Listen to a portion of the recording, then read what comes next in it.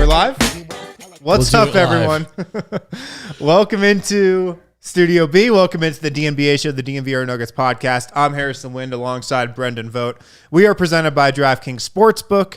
Make sure to download DraftKings Sportsbook. And when you do, use the code DNVR to win some free money. We'll probably tell you about that later in the show at one of the breaks. Plenty of free money being handed out right now. College football season, NFL season.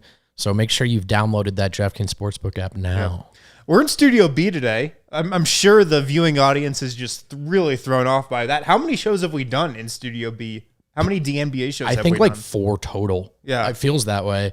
Although for the two, man, it's a little more intimate. The other studio feels kind of big and empty. I feel like we're back at the other office. The old office. Days. I don't Lakewood. like to be reminded of that time, but I'm reminded of it right now. This is a slightly better vibe. But no monitor. We're flying blind.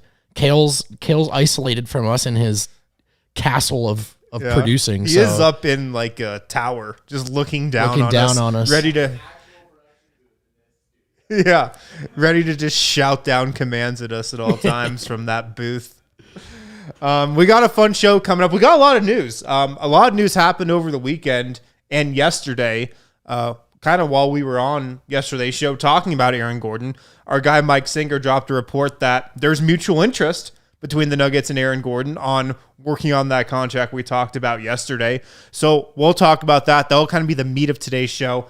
We're also going to look at some Paul Millsap potential destinations, what destinations we like most for him, what make the most sense for him. Also, Nikola Jokic is back in town. The King has returned. An update there. And also an interview from Michael Porter Jr. that I think we need to discuss and you guys need to hear it and know about if you haven't seen it already. So we'll get to that in a little bit. But I want to start with what the title of this show is. Nikola Jokic is back in town. I feel like this is a notable event before every season when Nikola Jokic arrives back in Denver ahead of an NBA season. Certainly. And off the top of my head, this is the earliest he's been back in town. It really feels that way. Obviously, you posted that clip from Busy Bones' IG, right? Yes. Jokic sprinting his way through the Red Rocks workout. So we usually spend this time of year like receiving fuzzy screenshot photos from people of like Jokic out in public in Sombor trying to figure out where he's at. But we know now he's in Denver, and I think that's very encouraging, Harrison. It's very notable, I think. It's very interesting. It's definitely something to dive into. Yeah, there you can see the Red Rocks workout. I'm not going to lie. I was not expecting him to be back in town at all. Well, you hit up the Slack. You didn't know who that was. Right, because just him being back in town this early is usually so foreign. Sure. So I was not expecting it at all. And then, I hit up the Slack and I'm like, is this Jokic? Is this Georgie something from Summer League? I legit thought it might be. I kind of like that guy, by the way. Is this Isaiah Hartenstein? No, it's not Isaiah Hartenstein. It was the fastest man alive, Nikola Jokic. Right. So this is Nikola Jokic. And I was, a little thrown off because he's never back in town this early. I don't want to dive too deep into his personal life, but the streets are talking. A lot of people think it's because he's about to have his kid and he came back here for that. That's what, Nuggets Reddit is saying, what people in the Discord are telling us. So potentially that. But him being back at Red Rocks, him being back in Denver, I think it's pretty cool. And the first thing that kind of came to me, and it has exactly what to do with the guy who posted that clip, Busy Bones. Rookies and kind of the young portion of the Nuggets roster who stays in Denver the most throughout the offseason, who's in the gym the most, they usually don't get to spend too much of their summer with Nikola Jokic. Right. They usually see him, a week or two before camp when he gets back. They play in some open gyms with him. They get up and down with him in some open runs. But usually he's not in Denver and around them a lot throughout the dog days of the offseason. Do you think that is significant at all? Trying to put myself in Bones' shoes, which is ridiculous, I think it makes that, the sort of start of this phase of his career that much more exciting, right? That Jokic is there. He can really sink his teeth into, I'm a member of the Denver Nuggets. And I think back to that photo of Jokic who, after he signed his contract extension during the press conference, there's that photo of him standing underneath the hoop watching MPJ shoot free throws. That is an iconic photo. It's so good. When I write a book about Nikola Jokic, that photo will be in, the middle section where all the pictures are. That will be in there. When MPJ's an all-star soon enough, look back at that photo. It should give you chills. So we've talked about Jokic kind of giving himself the Tim Duncan comp in the past, really starting to take some of that on. And for whatever the reason may be that he's here earlier in Denver, that is a veteran leader move, to just be seen, to just be heard. Yeah. And to remind everyone there, like, hey, as long as this guy's on the floor, this team can compete. It's time to go to work. Yeah, if I'm Bones Highland and I see Nikola Jokic, the MVP last season, just showing up to Red Rocks on a 90-degree Denver day, that's going to inspire me to work hard. 100%. And I talked about this the second that Bones Highland got drafted here. One of the things that he needs to do is get in the weight room, put on NBA strength, improve his body. And if he sees Nikola Jokic in the weight room during the offseason, and then obviously, after games, post-game lifts, that sets the tone, that sets the culture that trickles down to the rest of the organization. So I think it's pretty notable and just something that's very worth talking about, him being back in Denver this early. The other question is, does this mean anything in terms of how you think he's going to enter and open up next season from a basketball perspective? It kind of does. So far, there's a lot of evidence that suggests, he's fighting off any sort of burnout inclination, right? I mean, whether he's here for his kid or not, that he's willing to be here this early, back in the thick of it, that he still looks as in shape as he does. Yeah. I think these are all signs that, I don't know if anyone would have been too surprised or maybe disappointed and let down, but not too surprised if Jokic were to say, look, I need a little bit of a break physically and mentally from all those last two seasons were. It looks like, we only have a limited perspective, but it looks like he's rejected that. And I'm optimistic about another hot start for Jokic. I'm very optimistic about another hot start. I was optimistic before I saw he was back in town. Sure. I'm even more optimistic now because the guy that we saw in off seasons past get out of shape, come back into camp, have to work himself into shape, that guy's completely gone. I think so. We're never going to see that guy again. I think so too, man. And I think now he's just at such a different place in his career where he's accepted totally 100% that I'm the face of this franchise. I've got to set the tone for everyone. Everybody on this roster looks up to me. Right. Like, I can determine the direction that we go as a team, as an organization from day one of the regular season. Right. So I think he's totally accepted that. He's moved into a new stage of his career, and he's been in that stage for this last year plus. And now this is the new Nikola Jokic. He's going to enter camp in great shape, right? Because that's how he wants to see everybody else enter camp. And he's going to start the season at 100 miles per hour. Yeah. Because he can. And that's just his mentality. I want to play every game. I want to go 100% all the time. And no doubt that's going to filter down to everybody else. I would even take it a step further. I think he's gone from accepting it to now maybe embracing it, if not enjoying it, and maybe learning about himself, perhaps to his own surprise, that he is cut out for this. Yeah. And he wants to do it. He wants to put it on his shoulders. And that's something Vlatko and Juancho have told me and Seidels many times. The sense of personal responsibility is embraced by Jokic, and it influences how he goes about his day. And I think as a professional athlete, and we're seeing just the maturity, the evolution of a guy who was a kid with a somewhat of a mercurial, temperament and sort of fickle approach to a man who wants all of this on his plate. And there's really nothing more exciting to hear as a Nuggets fan. Yeah, so it should be really exciting. This just seems like it's setting up to be another incredible Nikola Jokic season. I don't think he's going to win MVP. I think there would have to be maybe another pandemic that wipes out the rest of the NBA's MVP candidates, which is for him to get another MVP, for people to actually bring themselves to vote for him again. Right. So he's not going to win another MVP, I don't think, unless, just some crazy stuff happens. But I could definitely see him having a very similar season to the one he had last year, man. Yeah, I don't think we need to brace for a letdown season. I was kind of doing that for a little, and I just stopped myself. I'm like, yeah, why? What have you learned from following Jokic's career? Why do that? Why put a cap on him? He's probably going to come back and look like a top 3 player in the world again. And I know you and I are on the same page, our bias right on our sleeve.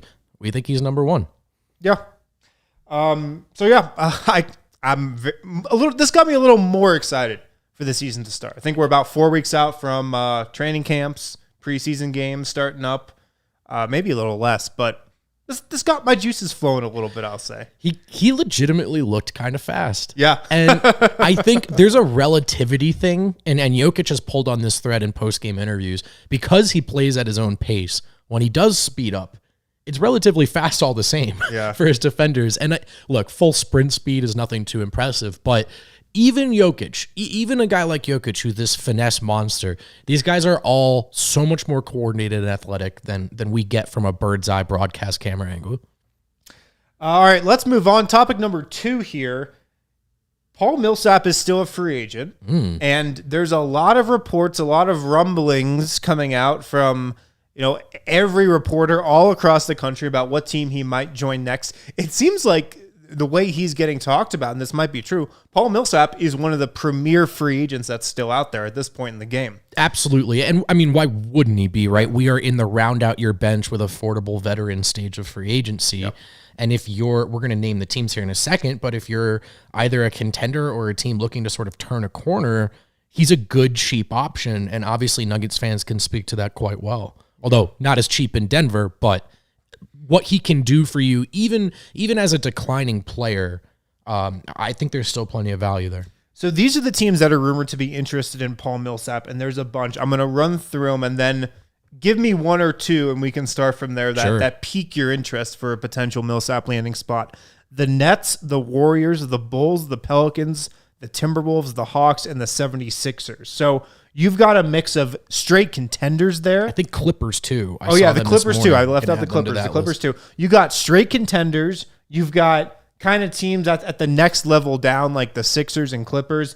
And then you've got a couple teams that are, I'll say, on maybe step 2 of a rebuild and kind of trying to get into that lower playoff tier. Well, there's a team that stands out for me right away, and I'm sure some folks can guess. And I'm in on Nuggets East. I'm in on the Chicago Bulls. Okay. And I'm in on Paul Millsap going to Chicago, a team where he can have some success, reunite with Arturis. And I don't think they're going to win a ring, but there should be playing time for him there, and they'll certainly be competent.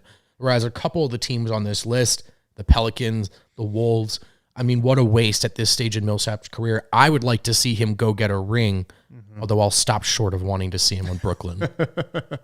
Yeah. Let us know in the comments what your favorite Paul Millsap destination is. There's a lot of them to pick from for sure. The Bulls are interesting. Arturis is obviously there. That's as strong of a connection as you could make with any of these teams. Sure. Arturis was the GM here, of course, when the Nuggets signed Paul Millsap to bring him to Denver in 2017. So no surprise that the Bulls are on this list. A team that I am interested in, I'm doing this off the cuff, is the Hawks. I knew you were going to say the Hawks. So the Hawks would be a great story, and also would put him in the East. And I think on a team that could use the veteran leadership that Millsap would bring. Hawks are still a very young team. Yeah. Trae Young, Clint Capella, John Collins, Bogdan, like these guys are really young. They could use a veteran presence like Millsap. They could use a sturdy defender. Of course, he spent his glory years in Atlanta, getting to all-star games, really like carving out kind of the peak years of his career. His gym's down there, right? His off-season home is in Atlanta. That's right, yeah. It would be a super comfortable move for his family. Yes. He spends a ton of time down there. And for people who don't know, like Paul Millsap is very ingrained into the Atlanta community, like in terms of youth basketball, in terms of charity stuff. His home base is Atlanta. Yes. So that would not surprise me at all if he finds his way to the Hawks. It would make sense. I think he could probably have a rotation spot there as well, potentially. So that would make sense to me. Someplace where he can win and push for a deep playoff run, but also have some playing time, which I feel like is still important to him. And you can probably talk yourselves into Hawks as like quasi contenders because of the state of the East. Now, I think everything broke right for them last year, and I'd be very surprised if it happened again or they made the finals. But if you take the other factors that you just discussed into account, this all starts to add up to somewhat of an appealing picture for Millsap, we assume. So that is the other move that I would love, because I know family is important to him, and you know, just from a distance, it certainly seems like that would be the smoothest transition for them. So the Pelicans and the Timberwolves are interesting to me because the Pelicans and Timberwolves are both kind of in positions where the Nuggets were in 2017 when they got Paul Millsap.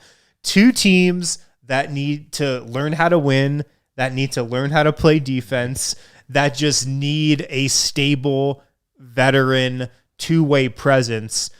But the thing I'm worried about is Paul Millsap isn't the guy he was in 2017, right? I feel like 2017 Paul Millsap would be perfect for both Minnesota and New Orleans. And in 2017, Minnesota felt the same way. They wanted him there as well. Exactly. Not quite the same thing now. And I don't think, you know, what I do think Millsap can do. Before Millsap got to Denver, Malone goes defense, defense, defense. You talk to the stars of the team, and they're singing a different tune.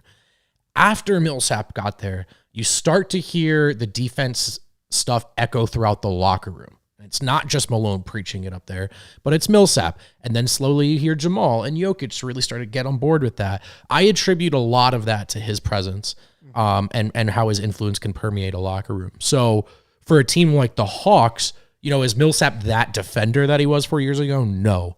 But is he still a guy that can maybe help a locker room start to think differently about that side of the floor? I think so. And here's where I would like it for both those teams. Could Millsap be just the guy that Karl Anthony Towns needs to buy in a little more to the defensive end of the floor? Maybe. Is Paul Millsap the guy that maybe like Zion Williamson needs to continue building his defensive profile and, you know, caring more on defense and just learning how to be more of a professional? Maybe. So if any of those teams could convince Paul Millsap to come there, I think it's a home run. He's a guy that would really help in either locker room. But in terms of the best situation for him to win, I don't know if that's exactly what he has in mind. Maybe he's thinking, oh, I could go to Brooklyn. I could go to Golden State.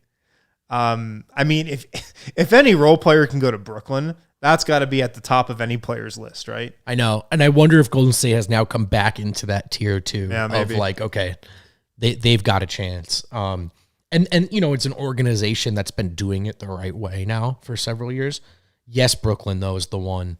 And I just hope it isn't Brooklyn. But I also kind of equally hope it's not the Pelicans or the Wolves. I just want to see Millsap have a chance to get to the finals. I have a feeling it would mean quite a lot to him. Yeah. I would just feel good if he got to the finals because he deserves it, man. Paul Millsap's a guy who's done everything right in his career. Nobody would ever say a bad thing about Paul Millsap. Rock solid in the locker room, great two-way force, cares about defense, is great for any team, is great for any culture. So we'll see where he ends up. It certainly seems like there's a lot of suitors out there, and it seems like he's going to land on a good team. Let's hit a break. When we come back, a lot of Aaron Gordon news has happened, even since we were on the show yesterday. That's right. So we'll get into that on the other side here. You'd have to be crazy to try to run Paul Millsap out of town. Anyway, Breckenridge Brewery, the official beer of DNVR. Have you heard about the beer of the Nuggets, Mile High City Copper Lager? You've probably seen Harrison or myself drinking it on this very show. In the other studio, it's got that sleek blue can. The Nuggets logo is right on there, so you know that's the one. It's delicious, and if you don't know where to find it, might I suggest the Breck Beer Locator, a sweet little tool. You punch in your address, you punch in the beer you're looking for, it tells you where to go down to the nearest 1/10 of a mile. So no excuse not to pick up some of that delicious Breck. You could also just come to the DNVR bar on Colfax. We stay stocked with that good booze. Also, if you want to order delicious food and booze from the farmhouse, call 303-803-1380 from 12 to 8 p.m. for pickup. Use code DNVR to save $5. Harrison, Ball Arena. Brendan. Obviously, Ball is sponsoring formerly Pepsi Center, but they're also now partners with DNVR. As you know, the aerospace technology company, as in the world's largest aluminum can and packaging manufacturer, as in the sponsor of that basketball arena downtown. Ball is a multifaceted company, a great company, and they're hiring right here in Golden, Colorado. You can check out #WorkAtBall online. To apply for a position at their aluminum can plant, text Golden to 77222 or go to jobs.ball.com and search for Golden. One more time, that's jobs.ball.com and search for Golden, or simply text Golden to 77222. All right, back here on the DNVR Nuggets podcast presented by DraftKings Sportsbook. Use code DNVR when you sign up and download the DraftKings Sportsbook app. So we talked about Aaron Gordon on yesterday's show. How big of a priority was it for the Nuggets to get a potential extension done with him? How can the Nuggets incorporate Aaron Gordon more into their offensive playbook? Well, as soon as we get off the show, I'm just going to say we spoke it into existence. That's right, yeah. To be honest, our guy Mike Singer drops a report that there's mutual interest between the Nuggets and Aaron Gordon on the very extension that we talked about. So my big point I was trying to put across on yesterday's show was that if Aaron Gordon wants to work on an extension now, it makes complete sense for the Nuggets to do it and lock him in to the extension that Denver can give, because under a veteran extension, the most the Nuggets could sign him for is 4 years, $88 million. His salary in the first year of that deal would be $20 million. Aaron Gordon, to me, is worth $20 million as a player in the current mold that he is right now. So if both parties want to get this deal done, I think it's a great option. Agreed, and I almost wish we had sort of articulated that angle a bit better. You were trying to hammer it home. Dev and I were talking about waiting, but that was under the condition that you need to, right? If you're not sure you want to give Gordon a 4-year deal, or he's not sure about coming back on a reprised role, you have time to sort of see how the market shakes out. But in the event that he's eager to return in a reprised role, and as Singer reported, one source projected it could be a 2-year or 3-year deal. If it's 220 and Gordon's happy to come back, that's a no-brainer, and there's no reason to wait on that. Because I mean, look, financially, you're going to have to go into the tax at some point anyway, once that Porter extension kicks in. And then the 2-year window, which you did a good job outlining yesterday, Denver gives themselves this season and next season to get those 5 back on the floor. But if it crumbles, if it doesn't work out, there are opt-outs, right? There are routes out. It's really sort of a 2-year, this is the core. If you need to reshuffle the deck around the big 3, you can. So if that comes to fruition, something like 240, 241, I think Denver's in great shape.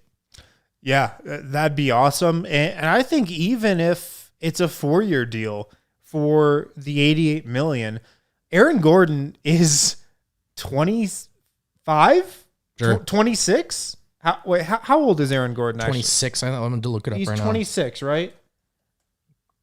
Yes. 25. No, he's 25. He's 25. He's about to turn 26. So we were right. He is incredibly young. He's a year older than Chris Duarte. Like Aaron Gordon has been through a couple lifetimes as an NBA player already. He's been in this league forever, but it's not like he's 30. Sure. And you're giving him a 4-year, $88 million extension. He's 26. Sure. So yes, that is a fine deal. He's very much worth $20 million right now. And he's worth $20 million to the Nuggets. He'd be worth that to any team. But with his skill set, he's especially worth $20 million to Denver because he's just a great fit, I think, alongside the big three. And that is what the Nuggets have to look for when you're obviously filling out this roster. How does that skill set complement Nikola Jokic, Jamal Murray, and Michael Porter Jr.? And I've been thinking about this as we've been talking about Aaron Gordon over the last couple of days. He is a better defender than we've maybe given him credit for, man. When he has just locked in on defense, he's been an all-world defender. He's been like an all-NBA level type of guy in some of these instances where Denver's put him on Damian Lillard. You know, right. He kind of changed the course of that series. When he's had a couple possessions on Devin Booker, on Luka Doncic, like, he is a great defender. And I think the big surprise is how eager he is to do just that. What Denver traded for him to be, he seems to be loving it. Not just the success that he's reaping from his new teammates, but I get the sense that Gordon likes playing basketball this way. And that's huge. So when we were having that discussion yesterday, I didn't know Gordon felt that way. So with regards to like urgency, you didn't have to get this deal done, but that he wants to is just ideal. And I'm not sure, Denver seems to have narrowed it down to like two guys. Jeremy Grant, Aaron Gordon is maybe the kind of guys you want around the big three. Mm-hmm. One of them really would like to be here. And so I'm not sure how much better they're going to do than Aaron Gordon. What I like about the 2 years is just the flexibility. Like if it looks disastrous, which I don't expect it to, I don't know. You're just like not locked into this future of it's these four. All the same. It's hard to envision it looking disastrous though. Because it looked so great. Yeah. It makes a lot of sense. It's not like shoving a square peg into a round hole. Is that the expression? Square peg into a round hole. So, yeah, this is exciting news, man. It's a round peg into a round hole. Yeah, that's right. Jesus.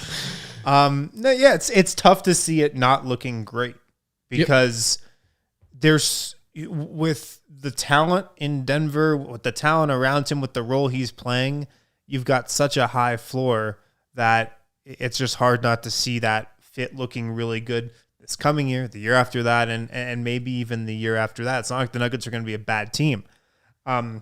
It is funny. Isn't it funny that Jeremy Grant signed for $20 million in Detroit?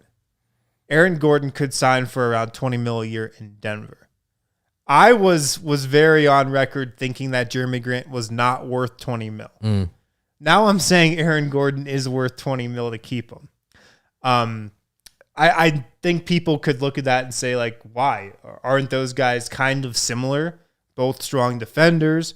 Both would be your fourth best player, probably on a 5-man unit, fourth or fifth, depending on what you think of Will Barton. But I think you might have hit the nail on the head.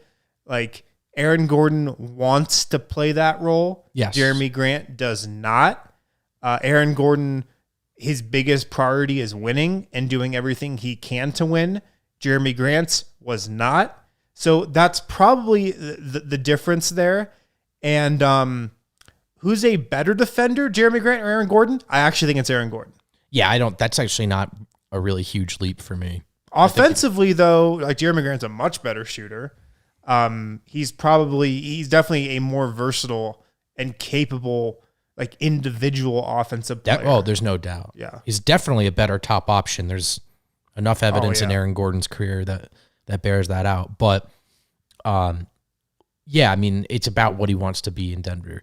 And also Denver's just at that time now where starting next season, like, you're going into the tax. It's time. Well, ideally. So I agree. I just think the way we're sort of looking at some of these figures has changed a bit as well. You know me, I'm never again making an excuse for ownership to not go into the tax. I've made that pledge. I've made that blood oath. 100%. Never making that excuse. Now, there's an important distinction between explaining why ownership might do what they do from their mindset. Sure. But again, you always want to be careful. Like, if it comes down to, well, they didn't have to go into the tax, but they could have, they probably should. This is in an empire we're talking about with the Kroenke Walmart family. Yeah. The other point I wanted to make about Aaron Gordon, we are so into the phase of guys wanting to come to Denver and wanting to be in Denver and wanting to stay in Denver. Please like us. But we're definitely a year or two into this already, I feel like.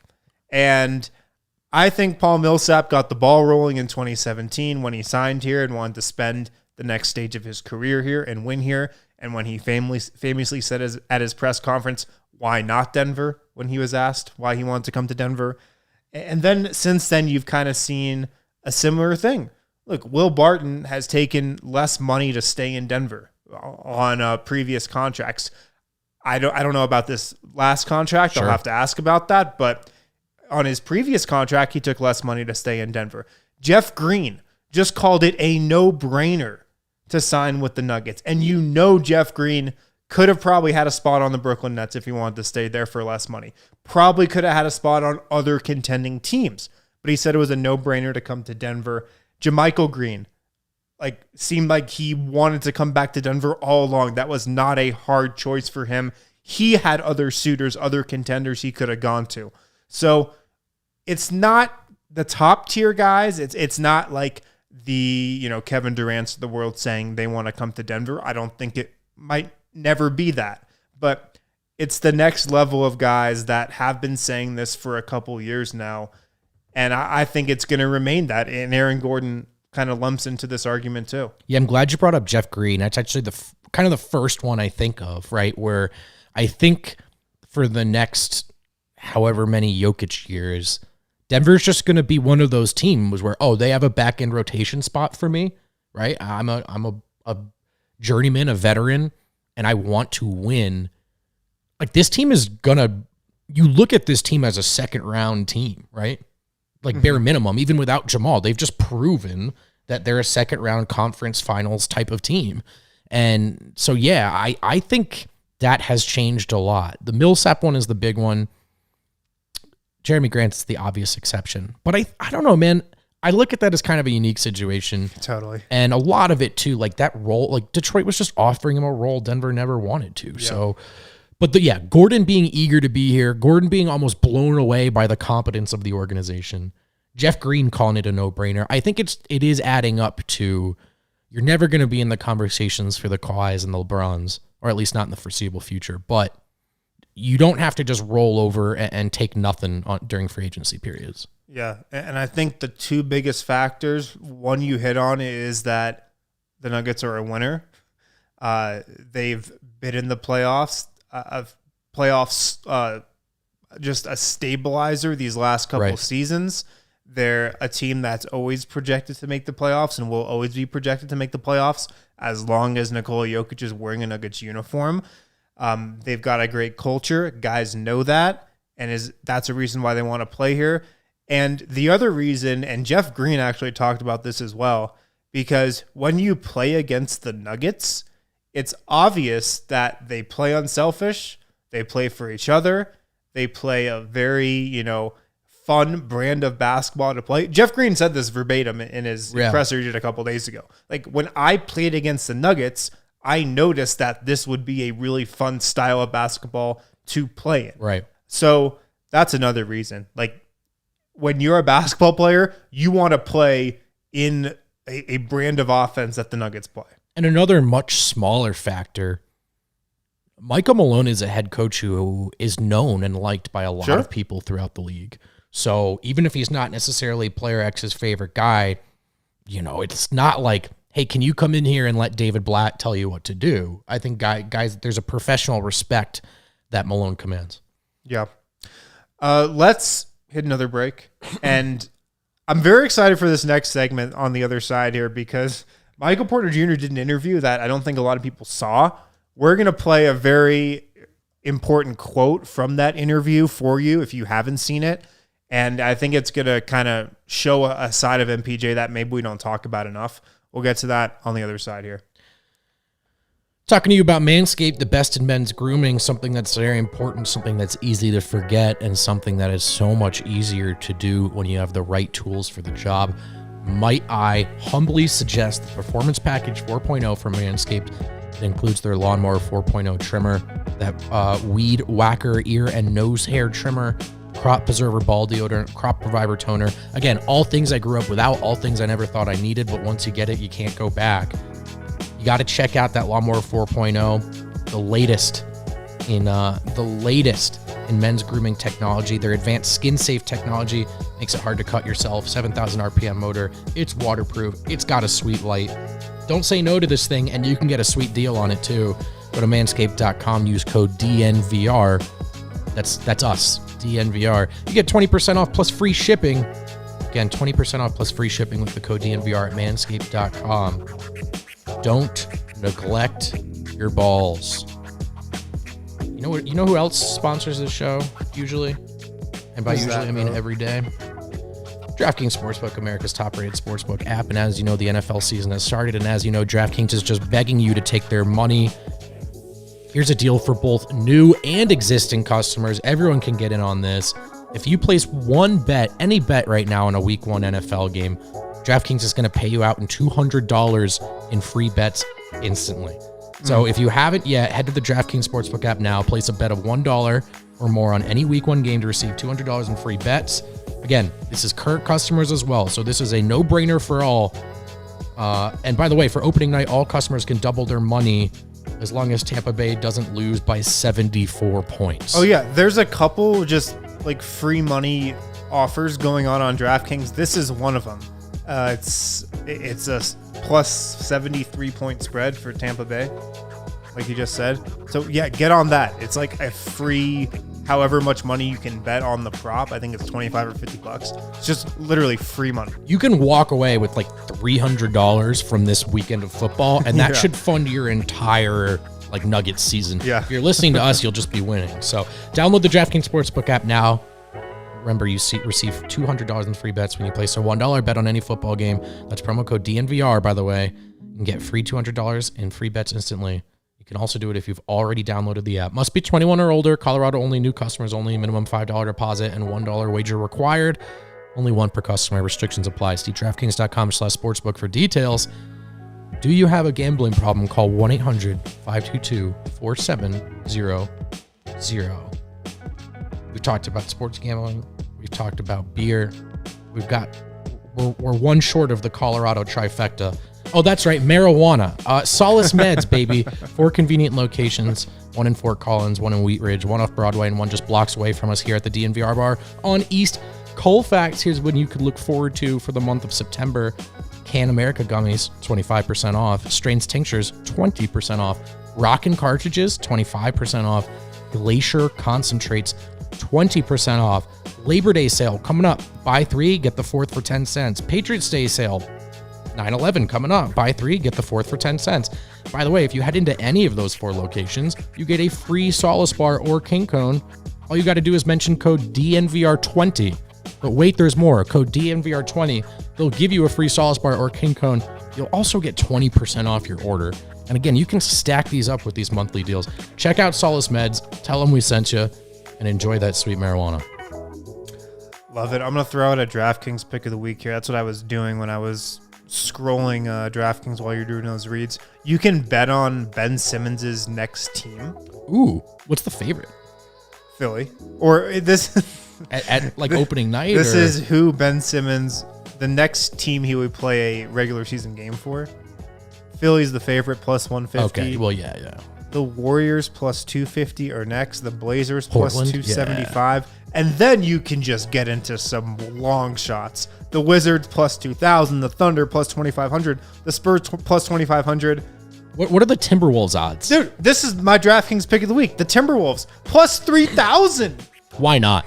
Why not throw Malik a little Beasley? sprinkler onto that? $5 can win you $155. Yeah. Why not?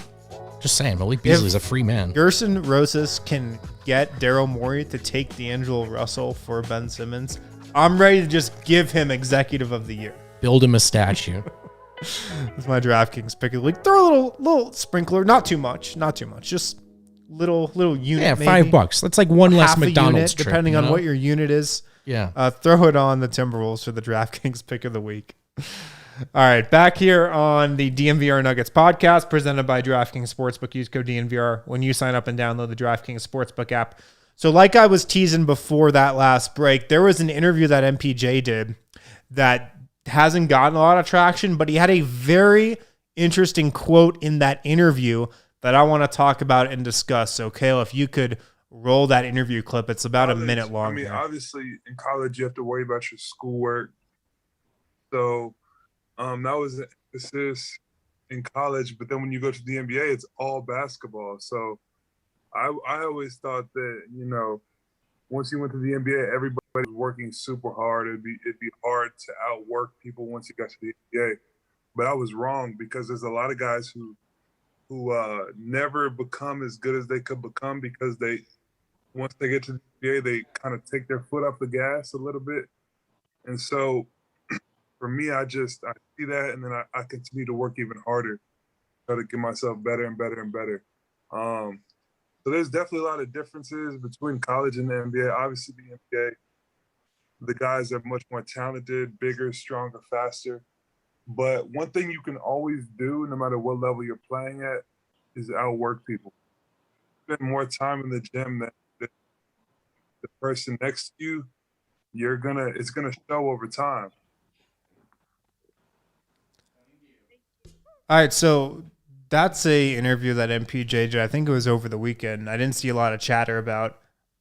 What's your takeaway from that?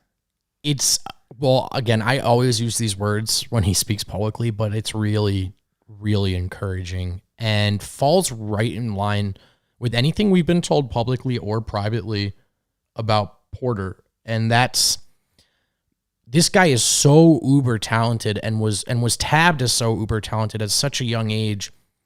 You might, from a healthy distance, assume there's some kind of like too cool for school or uncoachable stuff going on or whatever. But basketball is this man's love. It's his passion. And I really buy what he's saying in this clip, but everything that's been said about him, which is every day he wakes up and he realizes he has a chance to get even better at this game that he's incredible at. And I don't think he wants to take a second of that opportunity for granted. That's a notion that we hear across all professional sports. A lot of these guys just are that good, happy to be getting a check to play a game, and that's enough. I think Porter knows he has like legacy potential, right? Pantheon kind of like status one day, and he doesn't want to waste that. So it's one thing to say all the right things. It's another to do all the right things. But at the very least, I think it's music to the ears of Nuggets fans. Yeah.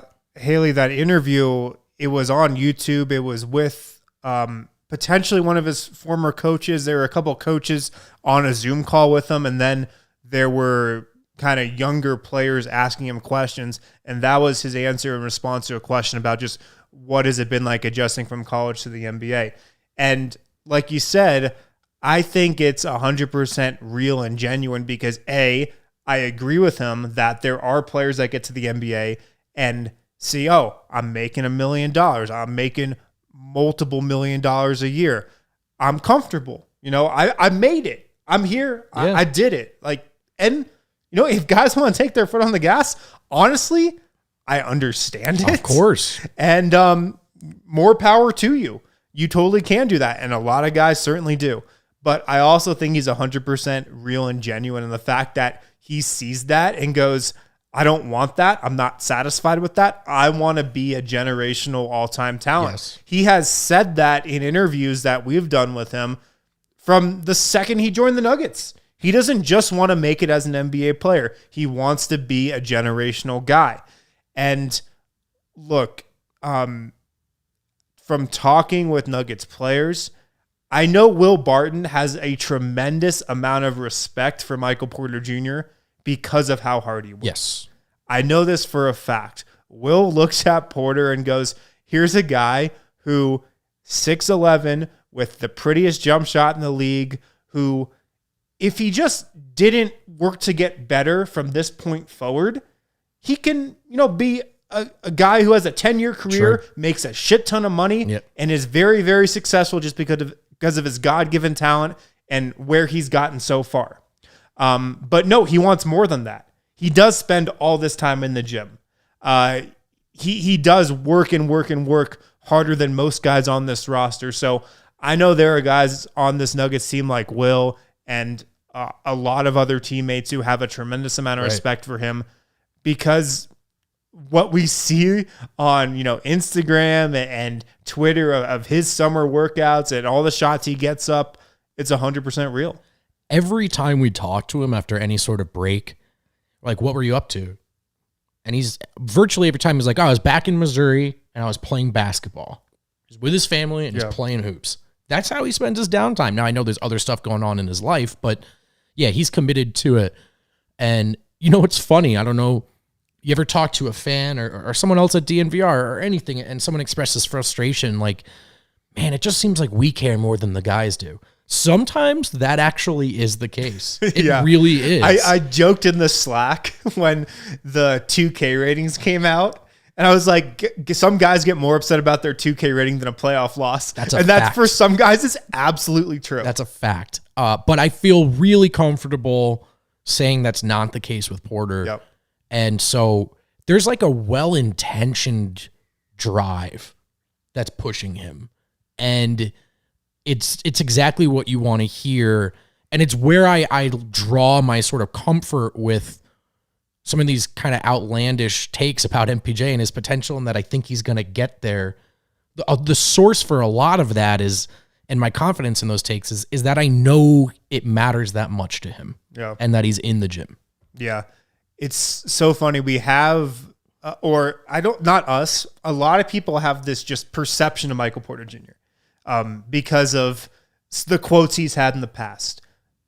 Going back to the Clippers series, like, we need to get other people involved. We need to get me involved. We can't just be playing this Jokic Murray two-man game if we want to beat this team, which I actually think he was right about. And I said that at the time, that was what the Nuggets needed to do. Yeah. But maybe he should have kept that in-house. The stuff he's had to say about COVID, stuff he's spouted on social media. People have that perception of him. And look, we can have that perception of him. He's been the reason why people have that perception of him. It's been his doing, but there's another side to him that is this basketball addict, is this guy that lives in the gym. And sometimes that gets brushed aside because that other part of him is so loud. Yes. And that's understandable. I can see why that would happen, but it's important to hammer home that this guy is the guy who lives in the gym and just strives to get better and really, really cares about his game and basketball first and foremost. Right. I mean, you might infer from a distance that there's some of that, like, kind of Justin Bieber syndrome going on. Like, he was just really young and important and famous at a young age. Yeah. And that stuff is super difficult to navigate.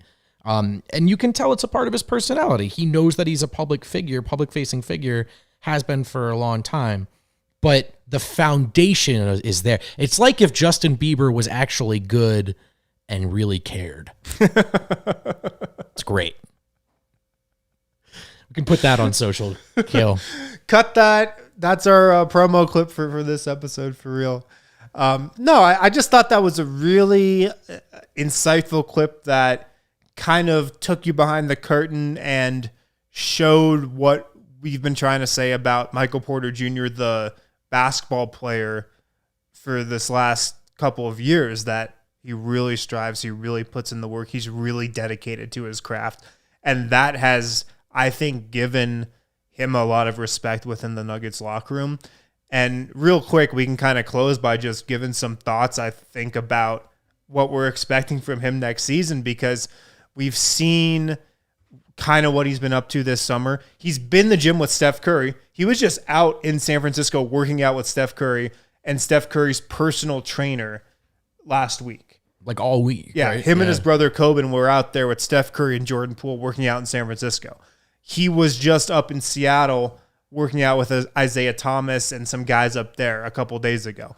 I get the impression that he is treating this offseason with the mindset of, this is going to be the biggest couple months of my career coming up. Mm-hmm. Entering the season with no Jamal Murray, this is a potential defining moment, maybe the defining moment of my career so far. How I respond when the Nuggets really need me to be that guy Because the sky's the limit, man. He could come in and average 25, 26 points a game right off the bat next season, and he's totally capable of that. He could push for an all-star bid if the Nuggets are one of the top teams in the West, over the first half of the season.